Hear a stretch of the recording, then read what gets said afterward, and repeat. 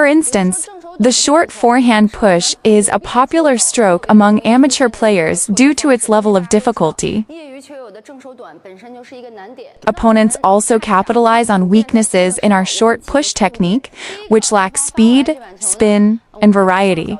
Today, our focus is on analyzing how to deal with shots coming to your forehand side.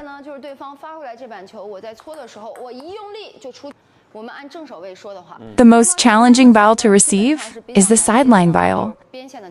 Therefore, in your first shot during push practice, you must understand this diagonal, which is mine.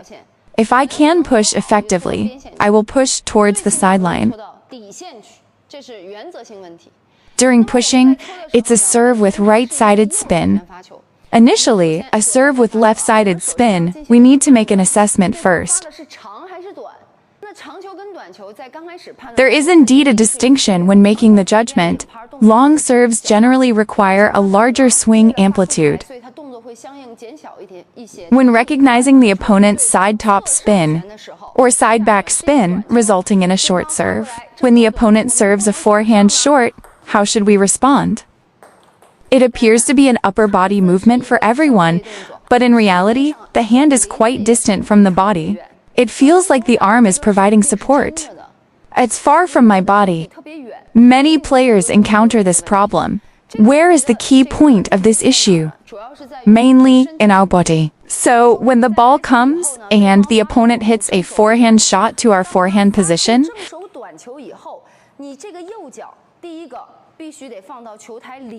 in a two-step move, remember to advance your right foot.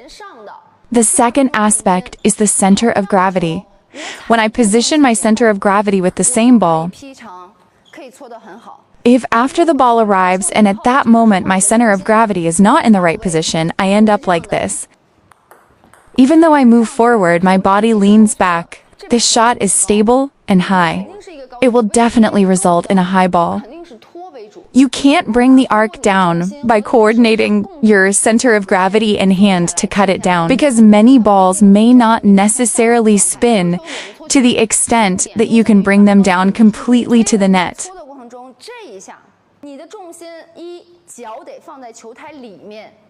Focus upwards. Never hit in this manner. Do not let your hand stray from your body during a hit. Once you adopt this technique, your arm will push. Once you start to push or send, the ball will quickly rise too high. The primary focus is to hit the ball well, ensuring your body weight is up. We need to maintain a downward center of gravity, coordinating hands, feet. Same principle applies to backhand hits. When your center of gravity is up, I'll demonstrate how to hit. Watch. Pushing the ball is crucial. When your center of gravity is up, let me show you how to hit. Watch. Legs positioned, weight lowered. Watch. I can control the ball as desired. Lift your foot, lower your weight. Pay attention to the weight of your upper body. If your foot is up but the weight doesn't come down, it won't be effective. That's it.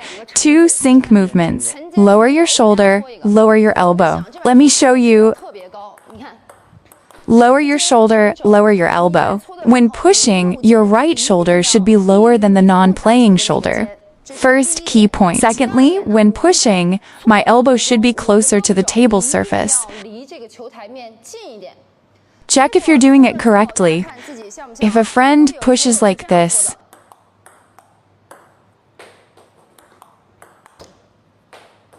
or like this, if the elbow is slightly higher or further from the table, the ball won't spin, won't drop. So what's the first thing you should do? When you rise, avoid tensing your shoulders. Firstly, don't rub the ball in that way. Secondly, lower your shoulders and keep your elbow off the table. Essentially, I maintain a distance of 1 to 2 table tennis balls. Observe how I brush this ball. To perform a proper brush, lower the center of gravity of your upper body. At the same time, drop your right shoulder and keep the elbow off the table. Once you've done that, what comes next? Whether you want to brush straight, at an angle, flick, or drop the ball, what do they all require? Utilize the fingers, wrist, and forearm to control the direction. Therefore, if you can't control it at this point, you'll rely on your upper arm, forearm, and body weight. This position results in the whole arm connected to the shoulder exerting force.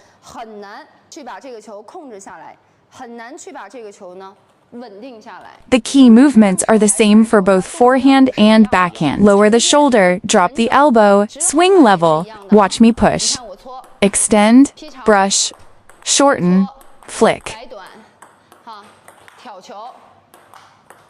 It's the same for both. Only by maintaining these key movements consistently can you control the ball effectively. This type of ball comes, pushing it effectively becomes impossible.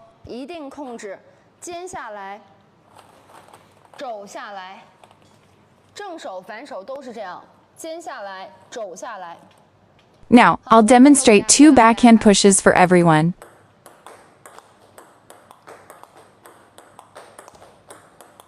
Observe closely how to generate more spin when pushing the ball. When the ball approaches the left side, it moves left. Use the racket's left side to contact the ball. While pushing, remember firstly, avoid flicking the wrist. Secondly, avoid brushing the wrist. Third, maintain a relaxed wrist during pushing. Upon contact with the ball, focus on fingers, wrist, and racket head moving forcefully forward and downward. This is a crucial key point. After moving up, keep the racket face flat without lifting when making contact with the ball. Yes, I intend to brush the ball using a wrist movement from the side to the bottom, positioned at the bottom left. While brushing in a straight motion on this racket face, create a Xi shape to brush the ball when making contact. Restrict the rotation of your racket head to this degree. Stop this motion when approaching the table for impact. Pay attention to the racket head.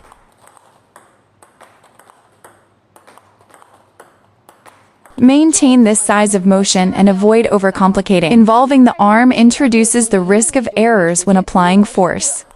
Excessive arm strength leads to the ball flying off. When adding spin, the primary force does not come from the fingers or wrist. It originates from the entire arm.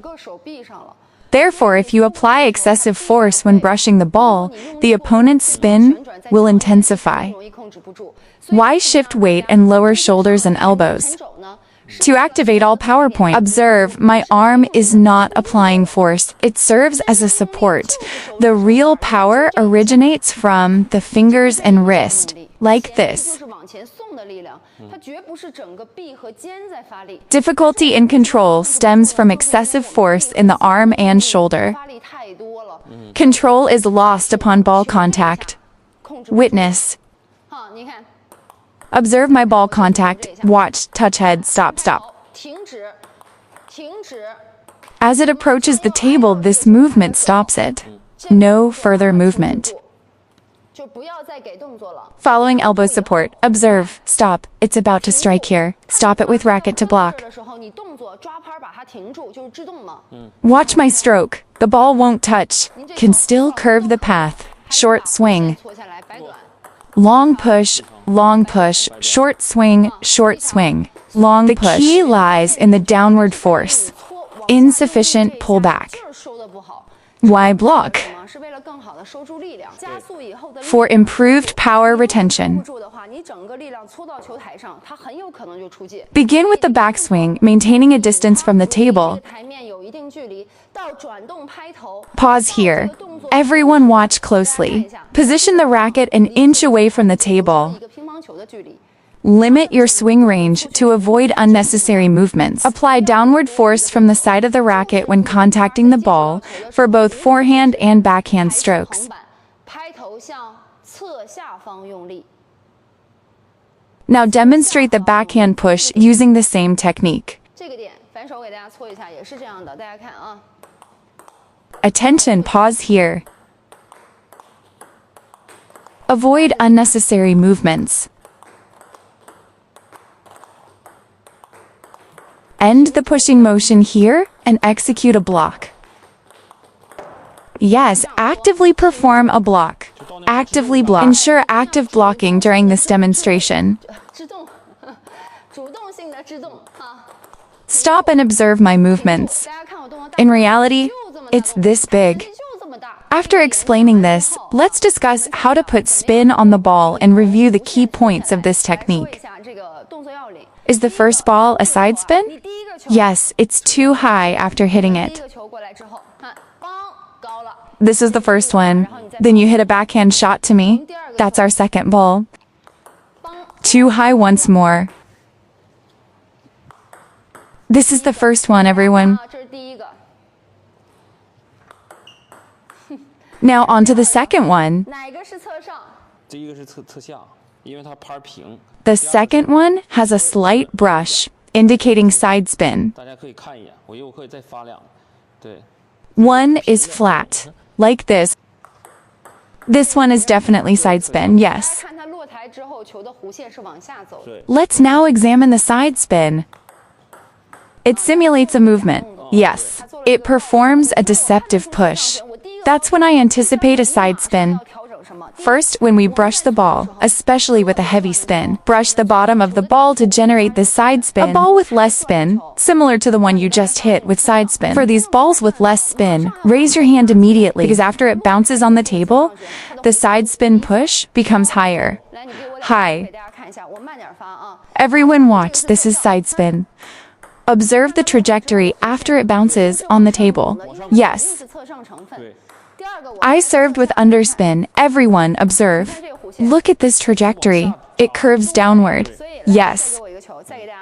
It's side spin again. Everyone focus.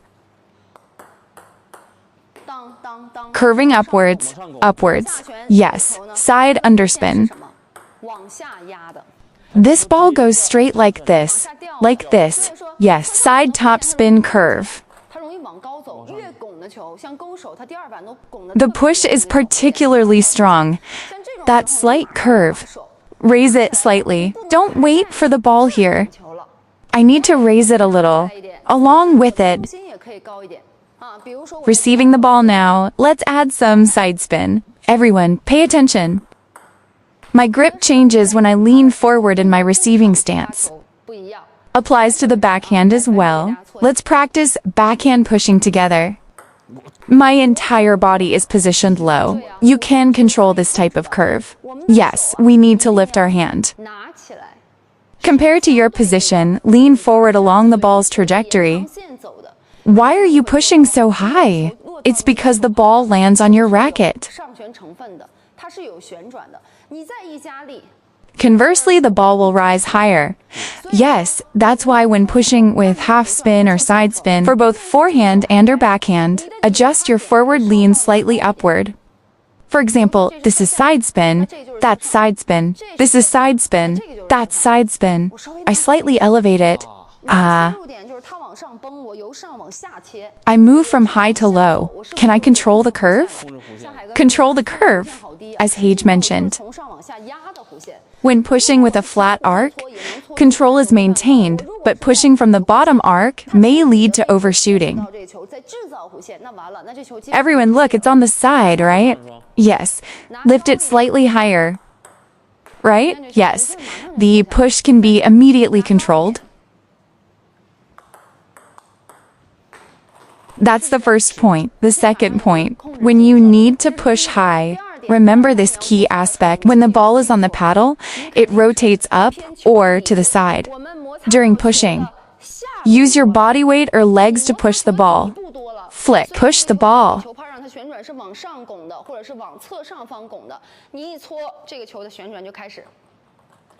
越来越高，越来越高。所以说，我们这里的关键点是什么？关键点是来球以后，我们 Brush the ball towards the middle slightly. Adjust the brushing position. Whether using a forehand or backhand when making contact with the ball, maintain an upright racket position. Remember, if the ball is high, brush more towards the middle. If the ball is low and you feel it's going into the net, brush more towards the bottom. Adjust the racket face accordingly. A highly classic pushing structure. If you're brushing low and the ball is high, immediately adjust your racket face. Transition from brushing more towards the bottom to more towards the middle. Lift from this point and exert downwards force. If we're still brushing towards the bottom and increasing force, the higher the ball goes, the further forward it moves. So, the racket must be held upright. Control the arc first.